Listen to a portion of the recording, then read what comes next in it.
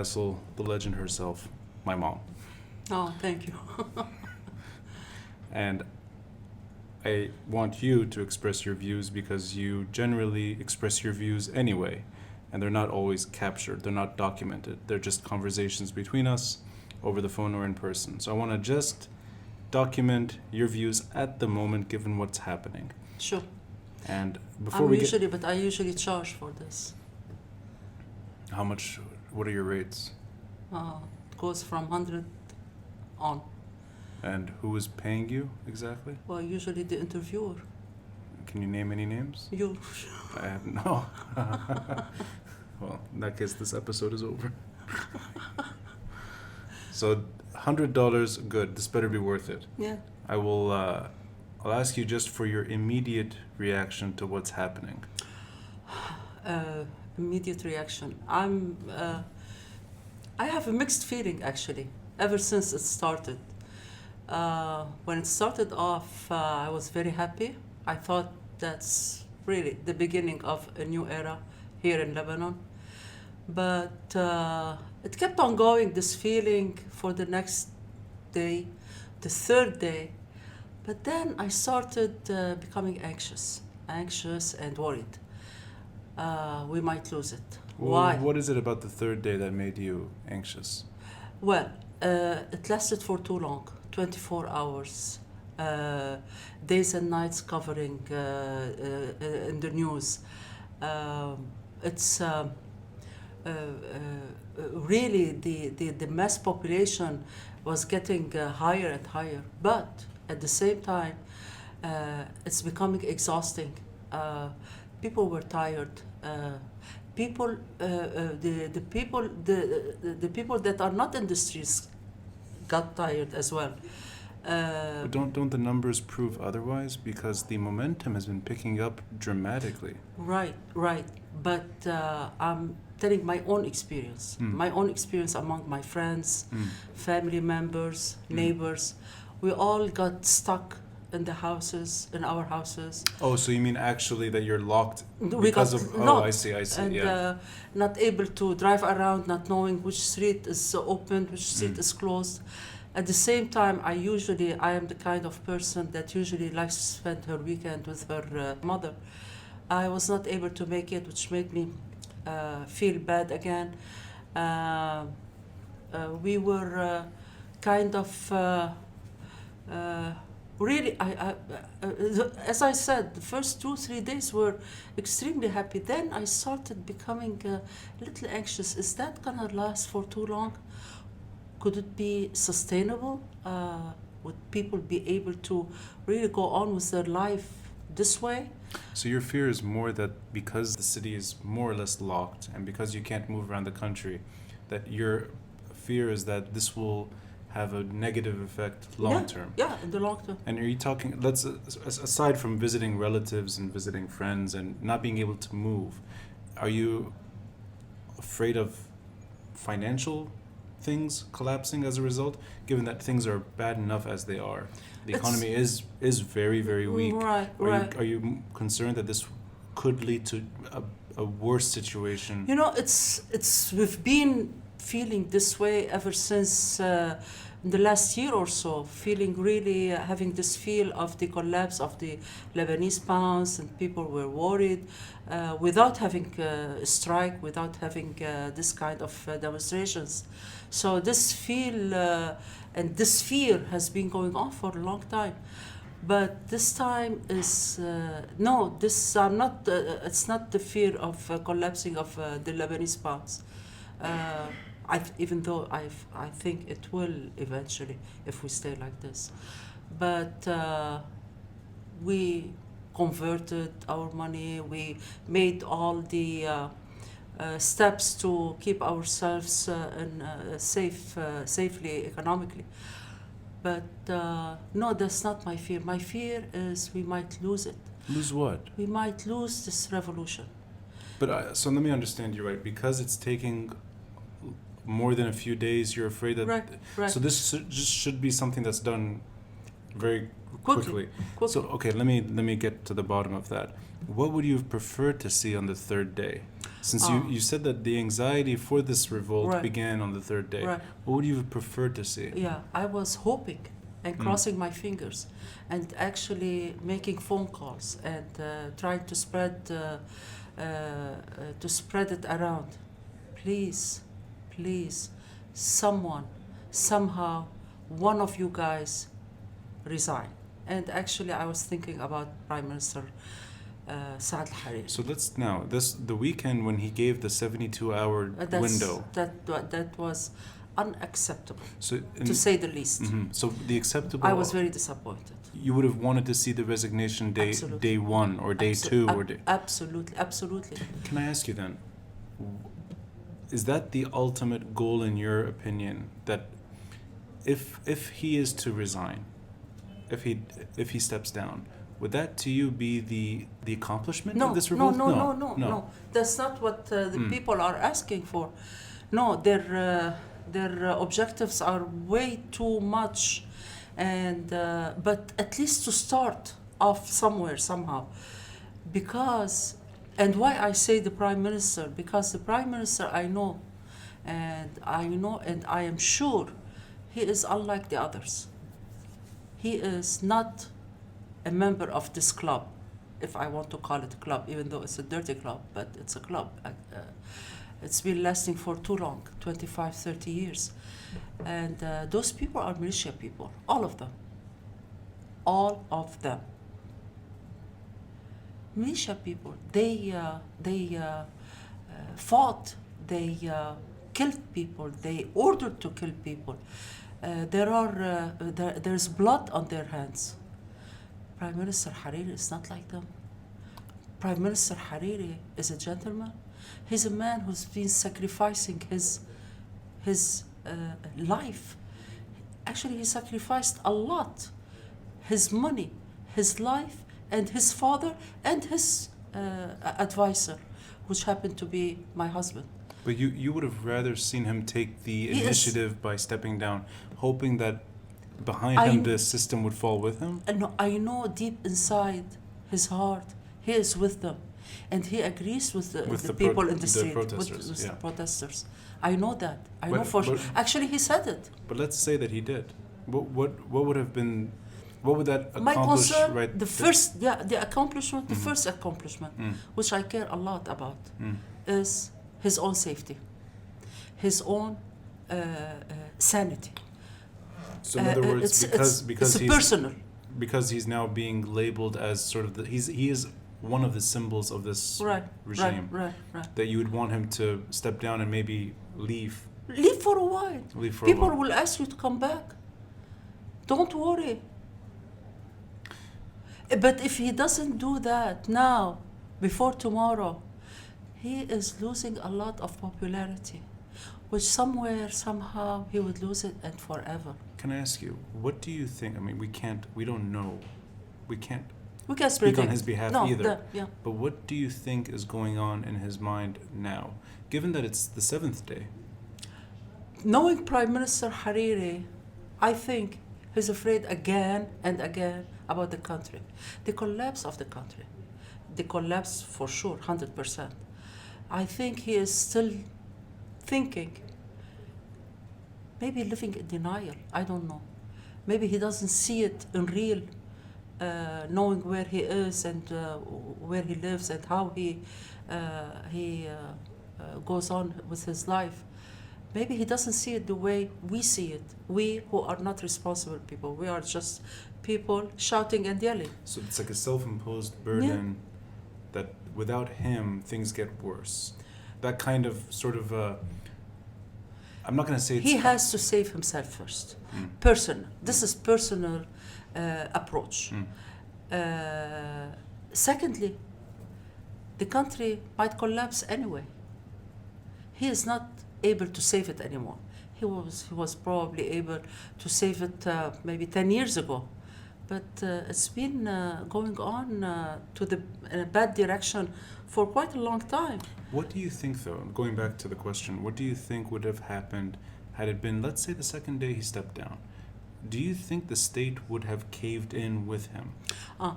Now, I know I this is a remember. hypothetical. Yeah, but, I know. Yeah.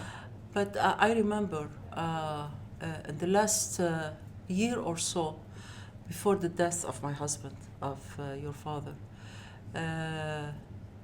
Muhammad was really asking and advertising about having technocrat cabinet, and really worked very hard on this, trying to convince everybody around. And that was in 2012. Now, 2013, they killed him. And this technocrat thing got killed with him. And they formed a government, what they call it وحدة وطنية, The national unity. national Yeah. unity, which made it very hard for them to govern anymore. But do you think that would happen now? If No.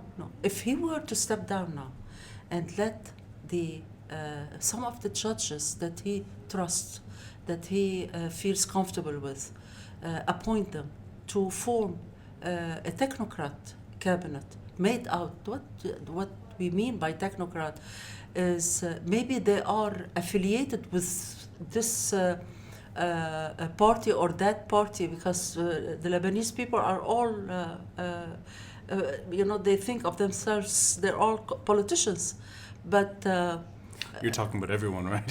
I'm talking about almost everyone, Yeah. ever since we're born. Yeah. But what I'm trying to say is a technocrat who is specialized in this job or that job. For instance, there is a health ministry. It cannot be run, a health ministry, by somebody who is a businessman, for instance. But I'm going to just interrupt for a moment. So you would want him to set up that government and then step down? No. No. No, stepping down. Before stepping down, he would have laid it down to the... Oh, I see. So announce his Announce it, resignation, yeah. but before resigning, Before- set these sort of get everything set up in order for there to be a technocratic. Exactly. Now, let me just. And to be a smooth resignation by his willingness to go on the streets where the people are shouting and yelling and telling them, I'm stepping down because I want to step down, not because I'm abiding by your rules and orders, because I feel with you. People are angry. It's not a joke. This revolution is real. Now, I mean, we'll get back to the Yeah. immediate emotions because it's clearly it's ongoing, right? So now we're going to enter our 8th day tomorrow, and it looks like the demonstrations will keep going. Aside from his potential resignation, what do you think are the other steps that would be needed to allow the situation you're describing? So in order for him to set up the conditions for a technocratic government, and by technocrat I think you mean also an independent government. In other words, not politically Not affiliated. politically affiliated. Right. So are there any other resignations you would want to see happen? Oh, yeah. Oh, yes. Can you give me just, I mean, I'm just going to suggest, is it you want the president to step down with him? Do you want the Speaker of Parliament to step down? Absolutely, but gradually. Not all of them at one time. At one time it will be chaotic probably. It might go in the bad direction. But we'll do it step by step. And there should be a willingness to do it from all of them. That's not, and I tell you why, a willingness, because they cannot govern anymore. And frankly speaking, Yeah.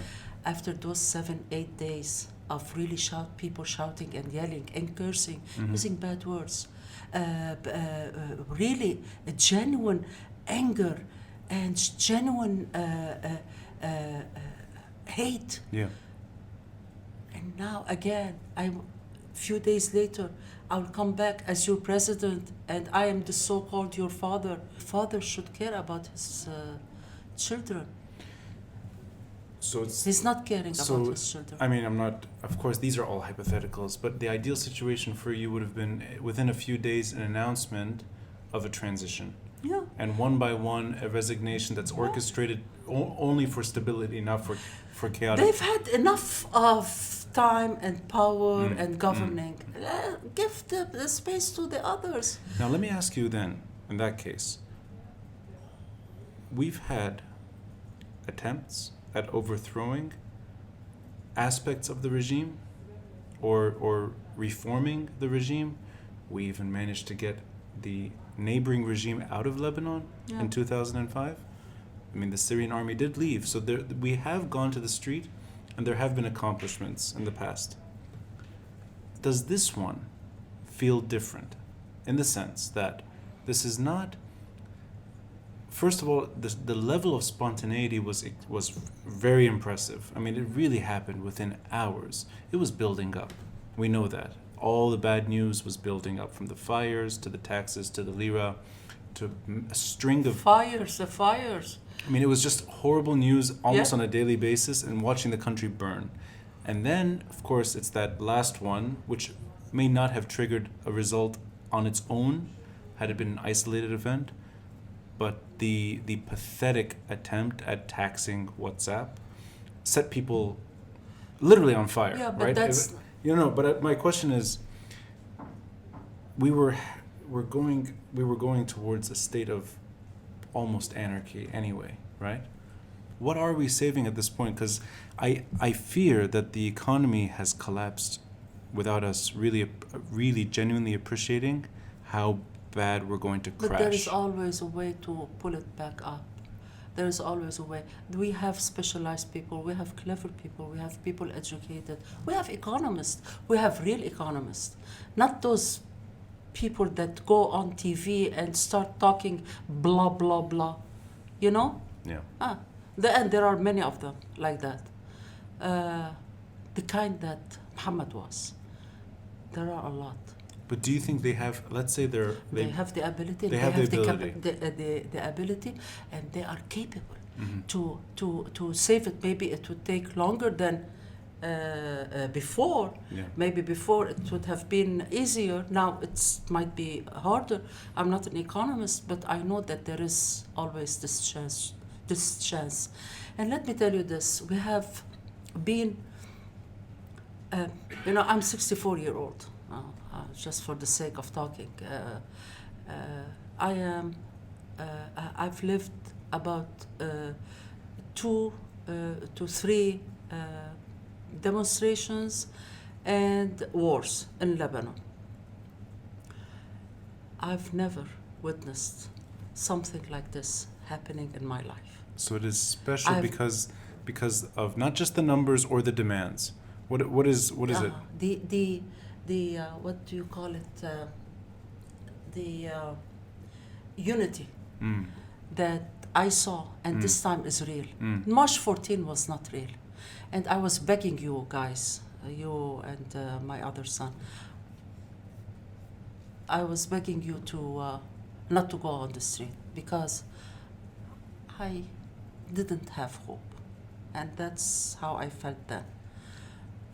But you were proven wrong because there was a big success out of March 14. No, March 14 was a failure. Well, the immediate demand was the Syrian army's withdrawal. That did happen. Yeah. So that is a success. Yeah. One item. The Syrian army might have been going to leave anyway. So because although there were demands for state reform, we can't forget people that were there on the streets. Yeah. Samir Asira, one of them, who called for a true reform of the state.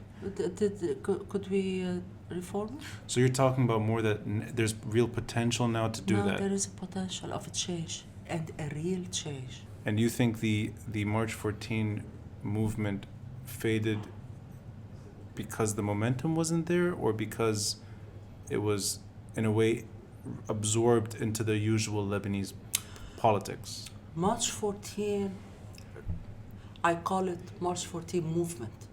This time it's a revolution. So let's go back. March 14 movement.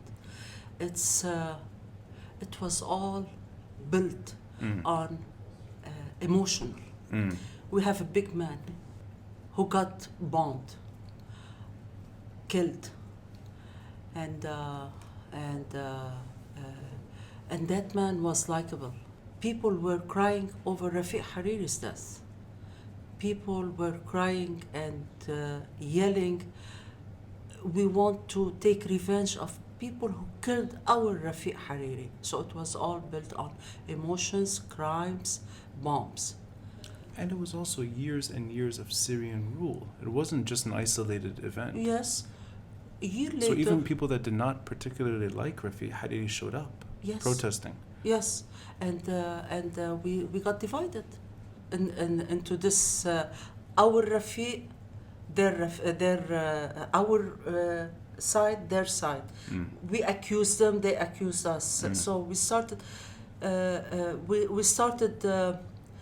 the fighting without really fighting, and we got divided for quite long years, about 10, 12 years. Now 2-3 years later, this movement that was happening spontaneous. We're talking about now. No, that movement. March 14. March 14. Yeah. March 14 movement. The momentum of it was almost like this time's momentum, but it got hijacked, and I call it a hijack, by those same politicians that we're fighting now over to get rid of them. Those same people. And because they are not part of this moment, we have a chance this time around. Now we're fighting them. Right. Now Right. we all got Yeah. together to get rid of them. Right. I feel it, and that's why I'm really nervous and very much excited to see it going in the right direction. If we were to lose it, that means we lost our country, our Lebanon that we want. Lebanon will stay Lebanon. People will stay people. But our Lebanon, our dream of having Lebanon, your dad's dream, our dream, your brother's dream. Yeah, we would have lost it for at least our lifetime, because those things to happen doesn't happen every day. You know. We talk about that regularly because before the demonstrations started last week, this common conversation, which is, it'll be a long time before this happens again. Absolutely. And then it happened. So And it's then it happened. really unexpected and very fast. Right. And it's still happening. Right. It's just beginning, in a sense.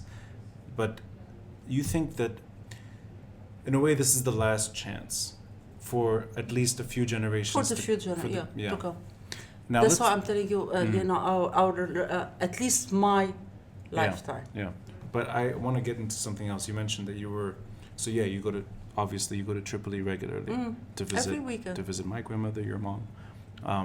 This weekend you couldn't because of It's been 2 weekends now. Sure, but you watched Tripoli I celebrate. and I'm proud of the Tripoli people. Can I ask you, for you, because you mentioned your age, so you gave that away. Yeah. Yeah. 64 64. So in the last and a half. and a half. So you're 65. No. No, you're 64. 65 minus half. Minus a half.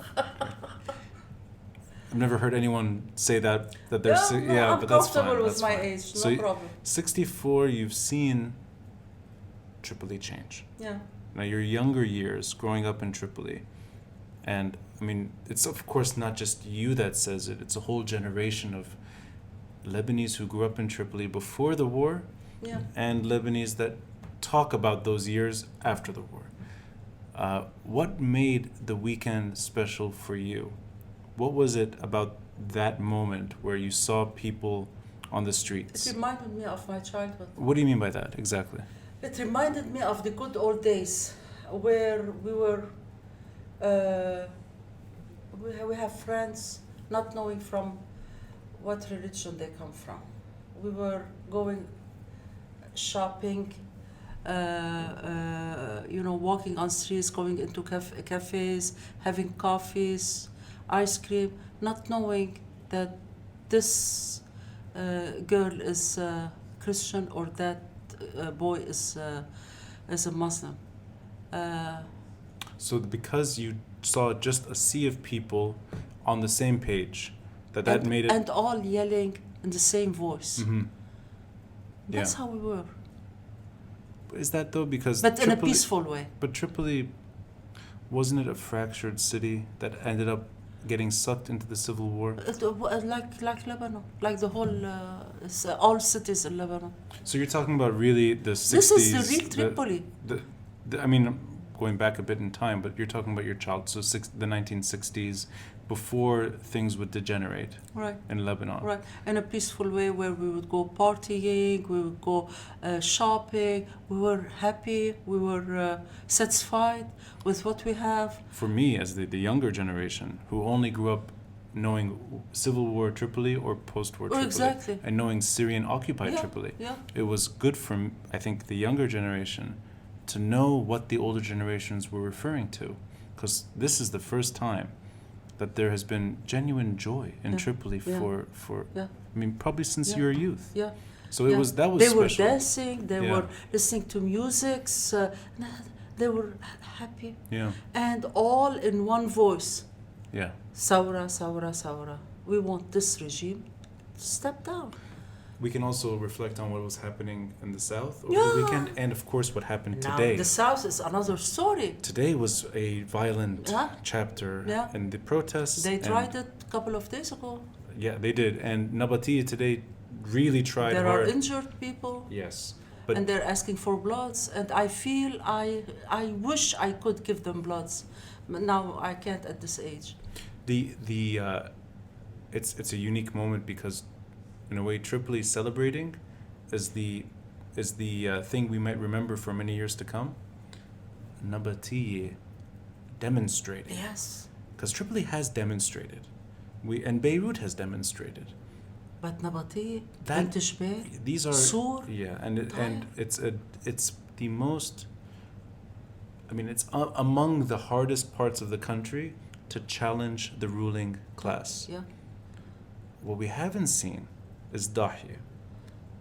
Now, let me ask you, because I mean, I think these are conversations that are happening all the time. Do you think this momentum will reach Dahya? And I ask you because I've asked this question to a few people now. And one of the answers I got was, don't forget Dahya is in Beirut. So people that want to protest will go to downtown. They won't necessarily stay in Dahya. That to me doesn't sound like enough. no, that's not enough. Of course, we know Jaladib is locked. The protests are there. All over Lebanon, they're happening. What would it take, in your opinion, for what may be the most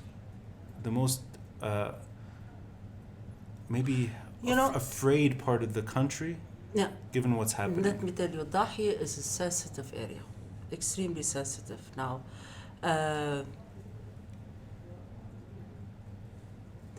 if you ever see it happening in Dahya, that means Hezbollah is dead. That's it. We don't have any more Hezbollah. The last breath of Hezbollah. No. Dahya is completely different story. Maybe somewhere, somehow, some people might sneak out and go to Beirut to demonstrate. But in Dahya itself, I don't think. So in other words, Nabati is hard enough, but Dahya could be Harder. tenfold. Yeah. At the same time, though, the Lebanese living in Dahya are going through the same economic pain that all of us are going through. But they have Hassan Nasrallah above their pay. Which will now, I'll ask you then a follow-up. 2005, although you expressed not just disappointment, but caution that you thought it wouldn't go as far, you didn't think it would achieve much. That said, it did achieve the neighboring country's army withdrawing from Lebanon. It did not achieve anything else related to weapons or non-state actors. Hezbollah was spared. It's a fair thing. The reason I'm bringing this up is, and it's a repeated question I ask, the ability for a mass uprising, which is what we're seeing, and the potential from a burned house to rebuild something new, which is what you're saying. Even in the most dire times, there's still hope, and there's still decent people that can work to rebuild Lebanon. Do you think that is possible so long as there is a group like Hezbollah in Lebanon? Or do you think that an arrangement with Hezbollah that we've had since the Syrian army left Lebanon, Hezbollah, in a sense, more powerful than the Lebanese state, do you think that issue needs to be tackled first to get to the economic problems? Or are they simply separate issues that you can do one at a time, you don't need to focus on both at the same time, or there's no precondition? Hezbollah is now the player or the major player in the country. Hezbollah is part of the government. Hezbollah is those those people, they're shouting at Hezbollah as well to step down.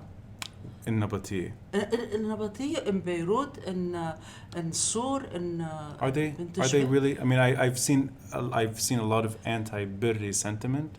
I've seen anti-Amal. Hezbollah is a very sensitive issue for them, because they look at their leader as not the clergyman, regular one, is almost like a prophet. So regardless of how they think or how what they believe in, Hezbollah people are different than Amal's people. Now, sometimes at May 7, they got together against us. Now, you're referring to 2008 and the street battles. The street battle. Yeah. Now, it's now there is this poverty thing, which affects them. Which is affecting them. So we're together yelling and shouting. Now, if the issue doesn't concern them, do we see them yelling and shouting with us? I don't know, or vice versa. So I really don't know. That's what is interesting. Going back to the beginning of what we were talking about with Hariri, and what you suggested was his missed opportunity to not. He should have resigned from the second or third day. We've seen what I think is a big political tragedy for Saad al-Hariri. This is not the only one, but it's a big one on its own, is that he appears more and more like Hezbollah's prime minister in Lebanon. That's true. And the fact that Hezbollah, in a sense, demanded that Hariri stay in power. They didn't say it as bluntly, but that is the message being delivered. That's what they want. I think that in itself has made them, by design or not, part of the equation. When people on the street are saying killun, killun, killun, I think they do actually mean killun. All of them. This is not a special sort of Nasrallah out of the equation. Yeah. Have you ever seen that before? No. This is the thing that made me feeling like this feel was really I cannot explain it. I cannot really tell you how I felt. It was happiness to the maximum. But now,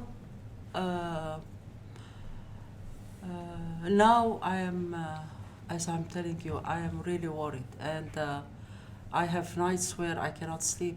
Well, before we started recording, you told me you haven't slept since 11 in the evening yesterday.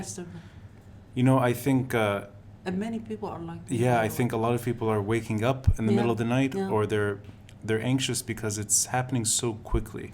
And I wanted to maybe get into this with you, because you've seen a lot of history in Lebanon. You've been witnessing a lot of history. You've seen wars happen, you've seen revolts happen, and obviously you've seen many protests occur. This one, to me, in my lifetime, feels accelerated. And I wonder if this is more to do with the way we interact now with news. Actually, technology is taking. Well, that's what I mean. Yeah. So let me just add, how do you keep up with what's happening? I have my social media. So you're 64. Yeah. And you're using social media. Yeah. What is it? Which social media? Facebook. Twitter, mainly. And of course, getting in touch with friends through WhatsApp and Viber. Interesting. So even you who I would not automatically assume is active on social media. You're getting your news through social media. Well, since you're such an avid social media user, I expect you to get me a few extra clicks. I hope so. I mean, I want this episode to show up on all of your I will. profiles. I promise. Do you have a bunch of fake profiles that you use as well? Don't worry about that. I think this is special. And maybe people will look back on this later. Because I'm doing the same thing. I'm just refreshing my Twitter feed. Yeah. And I wonder if it makes two things at the same time happen.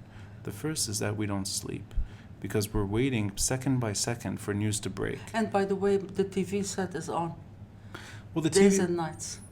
yeah, I mean, 24-hour news in 24 itself is already unhealthy, but social media is second by second. Yeah. So that, I think Yeah. maybe that adds to the anxiety. Yeah, probably, yeah. But the other thing is that we're, in a way, expected history to move quickly. We want events to happen faster. And maybe that's because we're literally waiting and waiting and waiting for more things to happen. And I wonder if that actually makes things happen faster. So let me just throw out a question to you. Today and yesterday, but more today, we've seen the government, this incompetent bunch of, you said it yourself, wartime criminals, some of them economic people with mediocre politics, and a bunch of thugs that get together for the first time in the post-war era. They actually are working. We are now seeing a prime minister under duress, under pressure, trying to reform the country. It may not satisfy the protesters. It may not actually, It may not keep him around. But the fact is, he is, for better or worse, the last second, he's trying to push in some reform. Now, we've seen some of these plans. It's not just about cutting salaries for politicians. It seems putting him, detaching him from all that's happened, just knowing what he's been doing the last 6 days, it seems like he's actually trying, to the best of his abilities, to get the government to do something. This man has been trying for a long time. This government is not functioning. With Prime Minister Hariri or without. Prime Minister Hariri, what he did, he was able to prolong its life to this government. He's just prolonged it. So what is it that's happening now, in your opinion? That there are some reforms being implemented. What exactly is I think they're studying again a new kind of reform, or they're doing another twist here and there. But it's useless at this point. I think, yeah. I think it's useless because of what I'm seeing happening. But and that's why I don't want them to lose. That's why I don't want those people in the street not to give up. Because if it doesn't happen to their own satisfaction, there is another crowd of people who are just sitting home now, being caught at home, not able to work, not going to banks, not going to schools. And for how long they can stay like this? Now, it's been going on for 1 week. Okay, we call it vacation. Vacation cannot last for too long. So the sooner the system itself steps down, the sooner better. Everyone involved goes away, the better. Yeah, at least to start off somewhere. Yeah. You know, and the starting point should be the collapse of the government. Now, Forming a new government. I want to ask you a separate subject, but it ties into this. In the background, in these protests, there's a desire for a secular state. And I'm not talking about a somewhat secular. I mean, it seems like this is so the sectarian order that Lebanon has lived through in all of its independent history, throughout its French mandate, and throughout a good chunk of Ottoman and I mean it is embedded in everyone here, the confessional power sharing order. It seems like there is momentum to throw it away. Do you want to see a secular state established here, where religion and sect have no place in government, just simply based on competence? This would be a dream coming true. That is your dream. Coming true. Okay, so you don't have any reservations to that. Absolutely not. So do you? I to a degree I sympathize with that sentiment, and I say it to a degree because I don't know how certain communities in Lebanon relate to that sentiment. In a genuine secular society, in a state that protects all of its citizens, you shouldn't have to worry about whether or not you're a shrinking minority or a whatever It's competence that or a counts. growing minority or a Sure, shrinking majority. It shouldn't matter. So in other words, whether you're Christian, Muslim, Druze, Sunni, Shia, Maronite, Orthodox, Armenian, all the above, it shouldn't matter because you're all treated the same.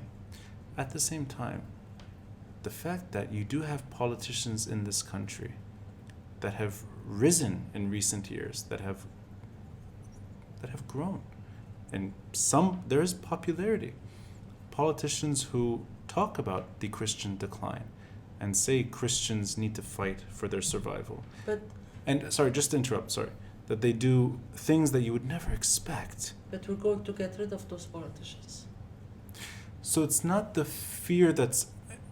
Let's remove these politicians. And we know who we're talking about here. There's a lovely melodic chant about him and his mom at the moment, right? The vulgarity aside, he's... that might be one of the accomplishments of this moment, is that he will never be president. I don't think you can put her anymore as a janitor, doorman, in a building. He lost it. But him aside, the people that are able to detach their disdain for him, and at the same time feel insecure, because the Middle East is an insecure place for Christians at the moment. Yes. Do you think it's just simply get rid of these fear mongers and things will be fine? The Christians will stay in Lebanon as Christians, in numbers, in competence, in empowerment. Do you think the sectarian order has helped their decline? Has accelerated their decline? No, it's the migration. It's the lack of employment. It's the lack of vision to this country. When Christian young teenager, by the age of 16, 17, he's done with his baccalaureate, his high school. He wants to leave the country because there is no hope in this country. There is no future in this country. And he goes and he stays. And sometimes he comes back, sometimes he doesn't. So the economics is a bigger concern it's than a the bigger sectarian concern. insecurity. Yeah. And if you solve the economic problems, you can make these minorities feel more like they're still part of the equation and they matter. And once you form a government that's not sectarian, then this issue won't be even discussed, or it won't come across your mind anymore. Because you're Christian at home, you're Christian, okay, you go to church, you celebrate this, you celebrate that. You're Muslim, you go to mosque, you celebrate that. Then it won't be an issue, it would be a personal issue. You mentioned my father, your husband's technocratic, independent government ideas. There was also that idea of the Senate serving a symbolic religious, keeping the religious issue on yes, and then having a parliament that is literally based on competence only and not on religious quotas. They never applied it. I want to ask you now, let's say the prime minister resigns tomorrow. Let's say Aoun resigns. Let's say Birri resigns. Wow. I mean, it's to me still at this point now, even with everything that's happening, it's still unimaginable. And Nasrallah says, you know what? I'm the president? No. What does he want now? No, I'm saying in the dreams scenario, he just Hezbollah disarms too, right? And everyone says we got it wrong. Wow. Okay, I mean, wishful thinking, right? The ability for, I think, this power sharing that Lebanon inherited, and I'm skeptical at how far we can go from it, because I really think, and don't want to sound too pessimistic here, Yeah. but I really think that the only reason Lebanon exists as the country that we know is because of that. You unplug the model. And I don't want to be, I am not hostile towards the dreams of people on the street. On the contrary, I identify with these people. I support them too. And I see eye to eye with a lot of the demands they want. All of that aside, I still think of Lebanon as the last Ottoman state. This country only exists because we are a power sharing. You know, let me tell you this. I talk a lot with my parents. Right. And So you know, my their grandmother, your generations. mom, they grew up during the French Their Mandate. generations, yeah.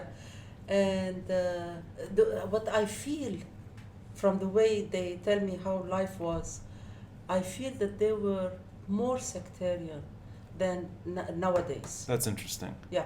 You think the sectarianism of this country has actually gone down over time? Now, with this movement, if Yeah. it ever succeeds, and I hope it will, you're gonna see a big jump A jump towards. towards better, towards non-sectarian. Yeah. Well, that's a. You know what? It's good to have this optimism. I really think it's essential. I'm really hoping this time. I'm crossing my fingers. That's the first time in my life I feel there is hope. How old were you when the Civil War broke out? You 18. You were 18. Do you remember the years leading up to the Civil War in terms of demonstrations? Do you remember the But there was nothing compared to nowadays. No, like you would have little demonstration on this street or that street, with little burning tires. Then the next day, life. But you don't see this spiraling into violence. There's none No. of that on Until the declaration of war, where the boss got Ain Remani got blown up. But you don't have any. There's no reservation with this degenerating into violence. I doubt it. You know, for me, Because- sorry to interrupt. The second day, or The third day. Friday night. I believe it was Friday night is when When it started. Thursday night it started, but Thursday. Friday night there was violence, and there was a lot of. I mean, the city looked like a war zone at some because point. it was the Yeah. beginning, not knowing where we're heading towards what. Exactly, and then within hours, it looked like a giant celebration. So it went very, very, very quickly from chaos and violence, or what could have led to maybe more violence, rampaging, You know- to it went to then becoming a festivity, Right. and that was very reassuring. Because it was not organized. Yeah, It was not planned. yeah, It was done spontaneous, yeah, ad hoc thing. yeah, They called each other on WhatsApp and on Facebook, Yeah. and FaceTime. They sent messages to their friends. They got together, and the group got into more groups, and it was exponential So the fact of it being so spontaneous and leaderless. and leaderless. Do you think this kind of movement is sustainable without people? Now I leading? think they formed now a small representation. So that would be, of course, necessary at some point. Yeah. To organize it at least, Yeah.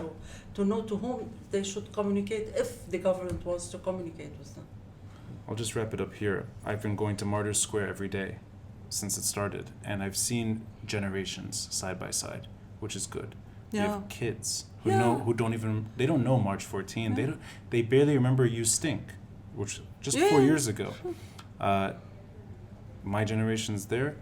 Your generation is there, and you also My, have my mother's generation. Exactly. So and I think that helps because half of Lebanon was protesting over the Yeah. weekend.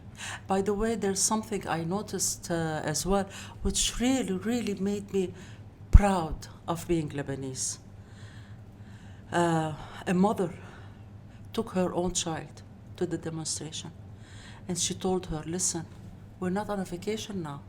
That's not a vacation. We need to work. That's true, we don't have school, but we need to work. She put a mask on her face, and she wore gloves, and they started picking up garbage, recyclable, plastics in this bag and organic in this bag. Now this is something, to see it happening in Lebanon, it's a dream coming true. There's a respect for the state, Yeah. and a respect for what the state should be and what Yeah. it could be. And this little girl was very happy doing the job. Mm. She got rewarded by that army, a soldier. She stood in front of him, and she gave him a rose. So he picked her up, and he picked her up and put her down. She's not scared now from the army, from the soldier. Mm. So there's this kind of human approach. I'm sure many other things happened in the demonstration where I couldn't see it, but this human respect from the soldier to that little girl, the mother, how she treats her little girl, it made me feel, yes, I'm proud to be. This is Lebanon. This is real Lebanon. 76 years since independence, and it looks like perhaps this may be the moment that a true Lebanese citizen is born. Hopefully things move in the direction you're describing. I hope so. Because it would be a form of justice for the older generations Absolutely. to see in their lifetime a better Lebanon. Absolutely. Absolutely. Thank you. Thank you very much.